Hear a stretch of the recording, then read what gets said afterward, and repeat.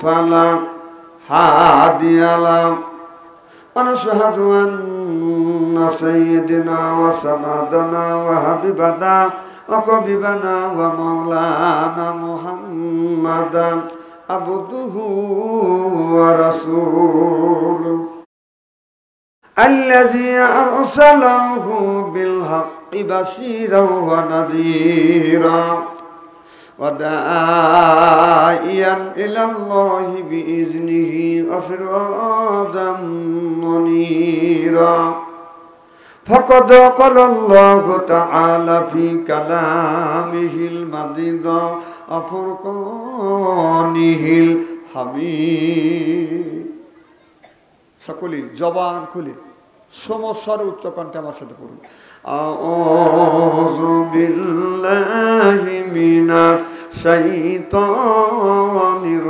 রাজিম বিসমিল্লাহির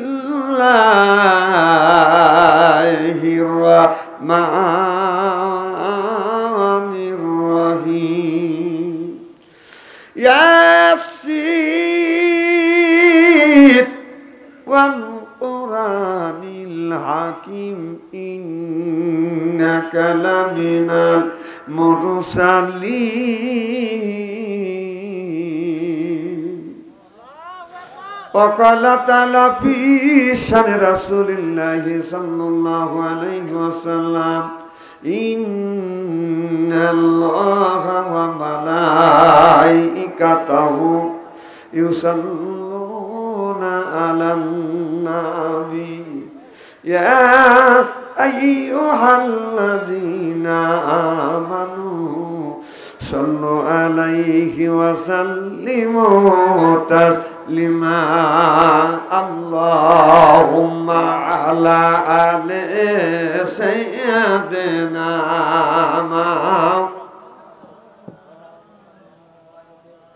কি ব্যাপার অসুবিধা হচ্ছে নাকি দরুদ পড়তে অভ্যাস নাই যত গুনাহ হয় আমার হবে একটু বলেন তো দেখি আল্লাহুম্মা সাইয়্যিদিনা মাওলানা মুহাম্মদ ওয়া আলা সাইয়্যিদিনা পাগল মনরে দম ফুরালে বুঝবি কে আপন পাগল মনরে দম ফুরালে বুঝবি কে আপন যাবে তুমি বাবু আপন সেই তোমায় পরাবে কাফন নিয়া যাবে অন্ধ ঘরেতে অজু গোসল করাইয়া জানাজা নামাজ দিবেন পড়াইয়া অজু গোসল করাইয়া জানাজা নামাজ দিবেন পড়াইয়া নিয়া যাবে অন্ধ ঘরেতে পাগল মনরে দম ফুরালে বুঝবি কে আপন ভাই বেরাদায় আত্মস্বজন সেদিন কেউ রবে না আপন নিয়া যাবে অন্ধ কবরে দুনিয়ায় করছি অনেক ভুল চলে যাব অনেক দূর দুনিয়ায় করছি অনেক ভুল চলে যাব অনেক দূর আর কোনো দিন দেখা হবে না পাগল মনরে দম ফুরালে বুঝবি কে আপন লা ইলাহা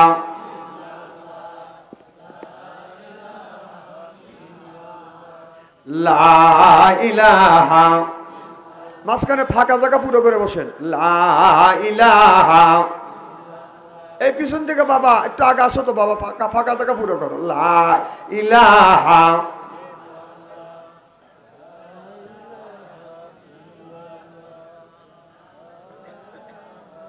বাস থামেন থামেন খুব সুন্দর জিকির আওয়াজ হচ্ছে থ্যাংক ইউ দেখবেন বুকের ছাতা ফেটেছে আপনার এতগুলি মানুষ যেভাবে লা ইলাহা ইল্লাল্লাহ জিকির করছে আমাদের সিরাজগঞ্জে 3 জন মহিলা যদি জরগা করে আমাদের চেয়ে বেশি হয় আপনাদের জিকিরের সাথে সমস্যা আছে নাকি? কথা বলেন নাকি আপনারা? যারা বেটা চাল মার্কা মানুষ তারা কথা বলবে, যারা মহিলা মার্কা মানুষ ওরা কথা বলবে না। জোরকন। আচ্ছা, ইমানের হালাতে বলবেন যে জিকিরটা বাবার বাড়ি যে জিকিরটা হয়, যে আওয়াজটা বের হয়, সেই আওয়াজটা কি বের হয়েছে? কথা বলুন। বাহ, ক্লিয়ার কথা। এই জিকির করে কাকে খুশি করবার জন্য? আরো জোরে। জোর হইল না, জোরছে বলুন। আল্লাহকে খুশি করবার জন্য যদি জিকির করা হয়, তাহলে বাবার বাড়ি এই মসজিদে একটা দিনে তো দেখলাম না, মসজিদে জিকির করতে করতে অজ্ঞান হয়ে গেল, বাড়িতে জিকির করতে করতে অজ্ঞান হইলেন, কিন্তু বাবার বাড়ি গেলে আপনার লুঙ্গি ঠিক থাকে না, তাহলে ব্যাপারটা কি? তাহলে বোঝা যাচ্ছে এই জিকিরটা আল্লাহকে খুশি করবার জন্য না, জিকিরটা করা হচ্ছে বাবাকে খুশি করবার জন্য। ওদের সামনে আর একটা জায়গা ফাঁকা রয়েছে, ওখানে কবর আছে, মাজার আছে বলে ওখানে। আমি যদি উঠে আসি, আমাকে চেনেন না তো, হাত ধরে ধরে ফাঁকা জায়গা বসা দেবো না, তাও ওখান থেকে ওঠে না। দেখছেন বেটা চাল নাকি? যারা মহিলা মার্কা মানুষ ওরা তো উঠবেই না। ওই দেখেন আর একজন কাল ওঠেই নেই।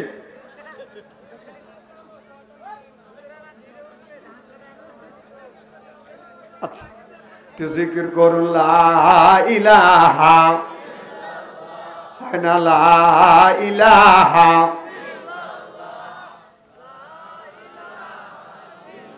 থামেন। আচ্ছা, জিকির করলে কি সমস্যা আছে নাকি আপনাদের? আরে কারা কারা বলতেছেন আমি দেখতেছি না। আরে বাবা, আমি তো অন্ধবক্তা না, আমার তো চোখ আছে, কার ঠোঁট লড়তেছে কার লড়তেছে না। জিকির করুন লা ইলাহা। এখন না হচ্ছে এই কালে মারা বান্ধবেলা কাজে লাগবে মরণ বেলা, এই কলে মার রৌশানিতে কবর হবে তোমার উজালা। লা ইলাহা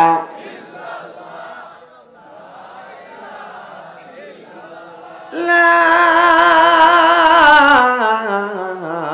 ইলাহা ইল্লাল্লাহু মুহাম্মাদুর রাসূলুল্লাহ।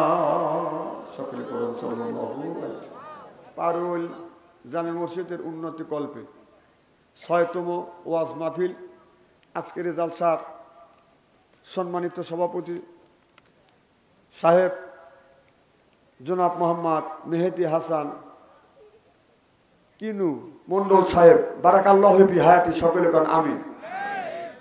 আজকের জালসার সহসভাপতি জনাব মোহাম্মদ আব্দুর রউফ মন্ডল, বারাকাল্লাহু ফি হায়াতি, সকলে কোন আমিন। একটু আগে আলোচনা করলেন মাওলানা মোহাম্মদ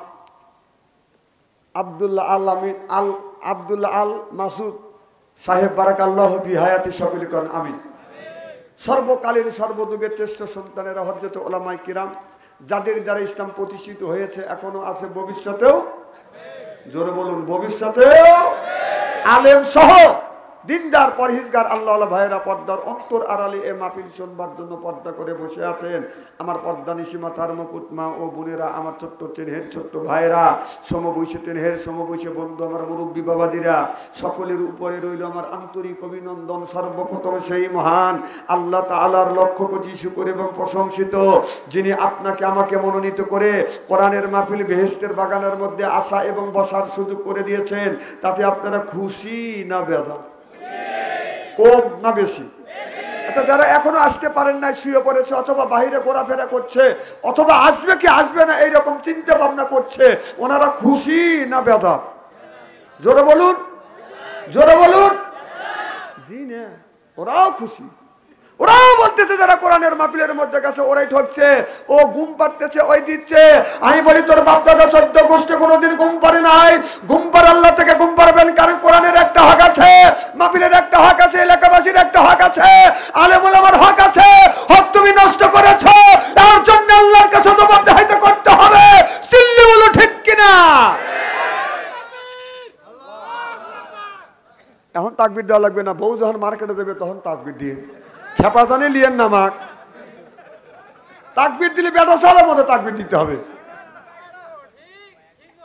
যে আল্লাহ পাক কোরআনের মাহফিল বেহেশতের বাগানের মধ্যে আসা এবং বসার সুযোগ করে দিয়েছেন, সকলেই সমস্বরে উচ্চ কণ্ঠে বলুন আলহামদুলিল্লাহ।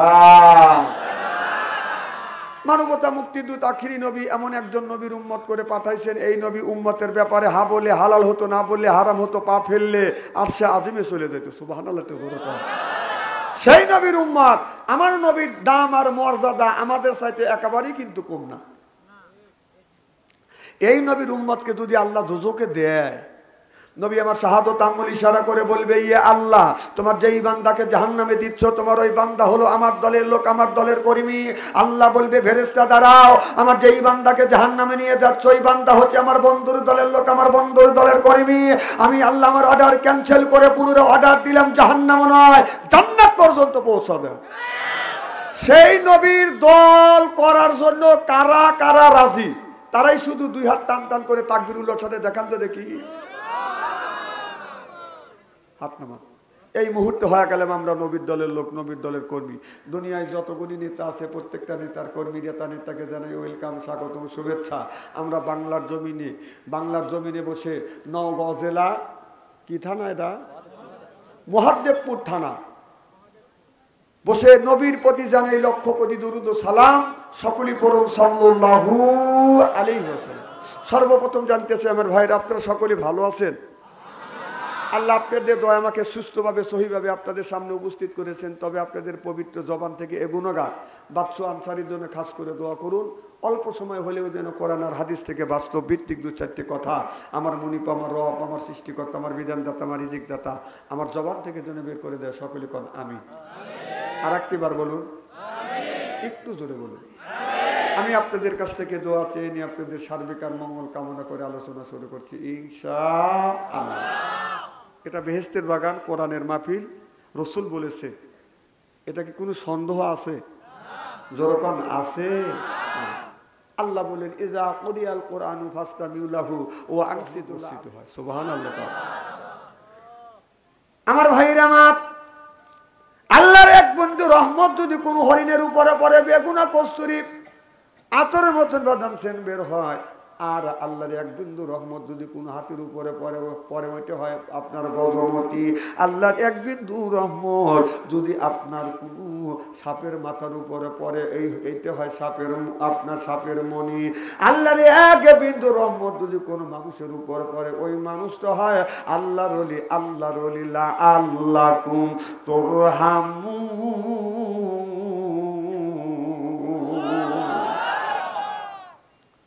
আমার ভাইরা আমার নবী সাহাবীদের নিয়ে এইরকম আলোচনা করছে। আপনার সাহাবী নিয়ে আলোচনা করতেছে বাজান, পাখিরা ভাবছে এটা মনে হয় কাটা গাছ। সাহাবীরা বসে বসে রসুলের জবান থেকে কথাগুলি শ্রবণ করতেন। পাখি মাথার উপরে বসে যাইতেন, টের পাইতো না। সাহাবীরা টের পাইতো না। সুবহানাল্লাহ বললেন না? তাহলে চিন্তা করে দেখেন, একজন মানুষ কিভাবে নীরবে নিশ্চুপ হয়ে বসে থাকলে মাথার উপরে পাখি বসে। সুবহানাল্লাহ কর। রসুল এইরকম করে কোরআনের বয়ান করতেছে, কোরআনের আলোচনা করতেছে, সাহাবীরা বাদাম শুনতেছে। পাখি এসে মাথার উপরে বসে গেছে, বাদাম টের পায় নাই। পাখি মনে করেছে এটা গাছ, আর মাথার উপরে মানুষ মনে করছে মাথার উপরে কি বসছে এটা মানুষ। জানেন আল্লাহ আল্লাকুম তুরহামু। পাখি বসে, আল্লাহর রহমত বাদান বর্ষিত হচ্ছে। হঠাৎ করে একটা সাহাবী বাদান একটু চিল্লি দিয়ে উঠলেন, সঙ্গে সঙ্গে আল্লাহ জানিয়ে দিলেন লা তারফাউ আসওতাকুম ফাওকা সাউতিন নবী। ও নবী বলে দেন, আপনারা চাইতে আপনার সাহাবীদের কণ্ঠের আওয়াজ যদি জোর হয়, আমল সহ সব আমি আল্লাহ বরবাদ করে দিব।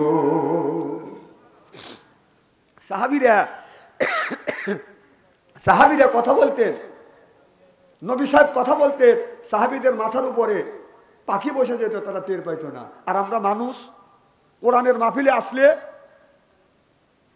একটু পরে একজন উঠে রওনা দেয়। ও দোষ ওনার না, দোষ হলো শয়তানের। দোষ কার?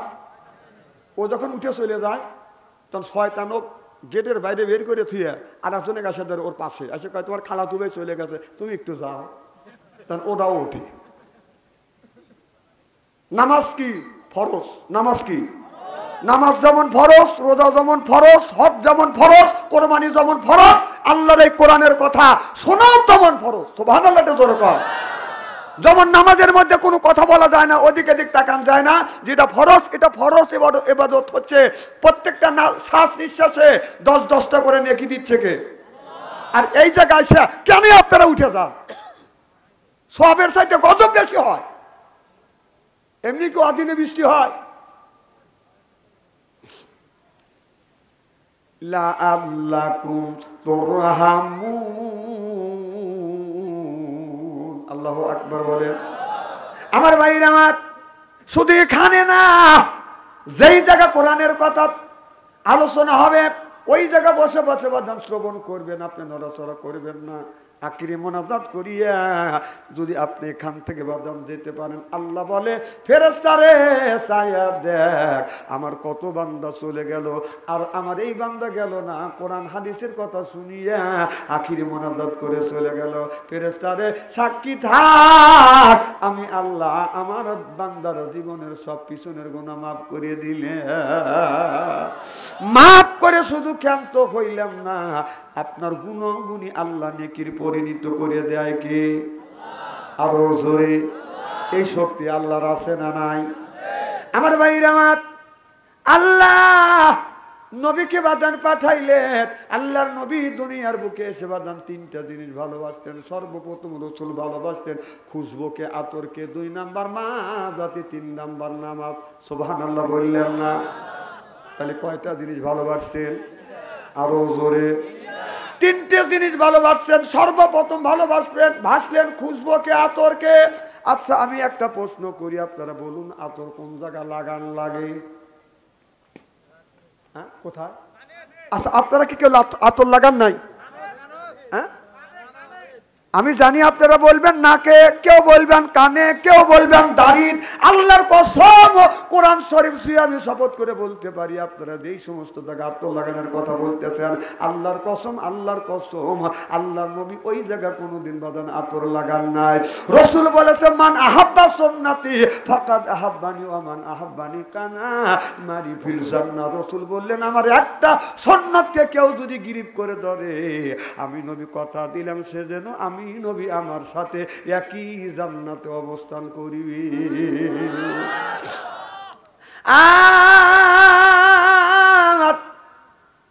কোন ব্যক্তি যদি আল্লাহর একটা মরা সুন্নতকে যদি জিন্দা করে, যেই সুন্নতটা আমল করে না ওই সুন্নতটা কেউ যদি জিন্দা করে, রাসূল বললেন 100 গলা কাটা শহীদের সওয়াব আল্লাহ আমলনামায় লিখে দিবে। তাহলে আমরা মুসলমান, বাবা মুসলমান, দাদা মুসলমান, মুসলমানের ঘরে জন্ম নিছি বিদায় এই জন্য হচ্ছে আমরা মুসলমান। কিন্তু আতর লাগাই না, জানি না। কিছু মানুষ মনে করে গরুর গোশত খাইতে পারলে বাদান মুসলমান, কেউ মনে করে 4 কালমা পড়লেও বাদান এটা মুসলমান হয়ে যায়। আমার ভাইরা আমার, আবার কেউ মনে করে গরুর গোশত খাইলে মুসলমান। এখন হচ্ছে পোক্ত মুসলমান, গরুর খুর সহ খায়। কথা কন। কোরবানির ঈদের দিন রাস্তা দিয়ে যাচ্ছে, এখন বাড়ি বাড়ি খালি ফাটাস ফাটাস আওয়াজ। আমি বললাম বাদান আওয়াজ কিসের? হুজুর গরুর খুর বাইরে বাইরে ছেড়াচ্ছে। খুর খা, খুর পর্যন্ত খাই গরু, কিন্তু রসুলের সুন্নত তরিকা আতর কোন জায়গায় লাগান লাগে সেই খবর মুসলমান জানে না। আজকে এই ওয়াজ শুনে বাড়িতে যাব, আতর কোথায় লাগান লাগে। এক জামাই গেছে শ্বশুর বাড়ি, শাশুড়ি জামাই দেখে বলতেছে আব্বা, বাজান, বাপ। জামাই চিন্তা করতেছে আমার মা তো এত সুন্দর করে ডাক দেয় না। জি আম্মা। আমার কথা কি বুঝতেছে? আম্মাক বলে জি আম্মা, আব্বাক বলে জি আব্বা। মাক ডাক দেয় এ মা, আব্বাক ডাক দেয় ও আব্বা, আর শ্বশুরের ডাক দেয় আব্বা জান। আসলে কি জান? শাশুড়ির ডাক দেয় আম্মা জান। আসলে কি জান? কথা কয় না পাবলিক রে। এটা না মুসিবতের মধ্যে পড়ে গেলাম। যারা কথা বলে না, হাহু বলে না, ওরা কোন শয়তানের খালাতো ভাই।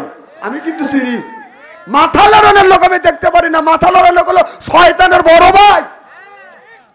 এখন তো ঠিক কবে নি, এখন তো বাচ্চা আনতে রয়েছে। তাহলে মা বলে এ মা, আব্বাক বলে ও আব্বা, শ্বশুর বাড়ি দেখায় আব্বা যান, শাশুড়ি কয় আম্মা যান। নেকি আছে কোথায় আর নেকি খোঁজে কোথায়? মা বাবার পায়ে হাত রেখে চুমা খাইলে কেসমত খুলে যায়, সুবহানাল্লাহ কর। একটা দিনও মার হাতে, মার পায়ে হাত লাগা চুমা খায় না, বাবার পায়ে হাত লাগা চুমা খায় না, শ্বশুর বাড়িতে খালি খামচা খামচি করে।